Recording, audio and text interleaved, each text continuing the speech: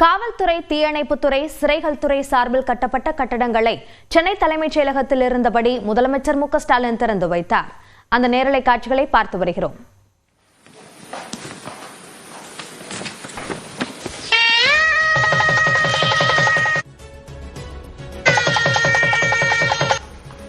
அடுத்ததாக ரூபாய் 229 கோடி மதிப்பீட்டில்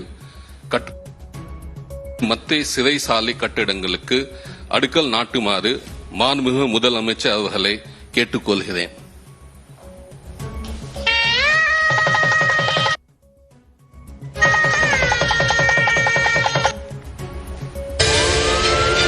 மாண்புமிகு தமிழ்நாடு முதலமைச்சர் அவர்களால் காவல்துறை சார்பில் கடலூர் மாவட்டம் கடலூரில் கட்டப்பட்டுள்ள காவல் துணை கண்காணிப்பாளர் முகாம் அலுவலகம் மற்றும் குடியிருப்பு, தஞ்சாவூர் மாவட்டம் திருவிடைமருதூரில் கட்டப்பட்டுள்ள 24 காவலர் குடியிருப்புகள், சென்னை மாவட்டம் தேனாம்பேட்டை மற்றும் மண்ணடியில் கட்டப்பட்டுள்ள 2 காவல் நிலைய கட்டடங்கள், செங்கல்பட்டு மாவட்டம் பெரும்பாக்கத்தில் கட்டப்பட்டுள்ள காவல் நிலையம், சென்னை மாவட்டம் கீழ்ப்பாக்கத்தில் கட்டப்பட்டுள்ள காவல் துணை ஆணையாளர் அலுவலகம், திருச்சிராப்பள்ளி மாவட்டம் திருச்சிராப்பள்ளி மற்றும் விருதுநகர் மாவட்டம் விருதுநகர் ஆகிய 2 இடங்களில் கட்டப்பட்டுள்ள 2 தனிப்பிரிவு குற்றப்புலனாய்வுத்துறை அலுவலகங்கள், வேலூர் மாவட்டம் சேவூரில் கட்டப்பட்டுள்ள தமிழ்நாடு சிறப்பு காவல் படை 15ஆம் அணி நிர்வாக அலுவலகம், தீயணைப்பு மற்றும் மீட்பு பணிகள் துறை சார்பில் சென்னை மாவட்டம் 2 தீயணைப்பு நிலைய அலுவலர் 229.2 கோடி ரூபாயில் மதுரை மத்திய சிறை கட்டடங்களுக்கு அடிக்கல் நாட்டப்பட்டிருக்கிறது.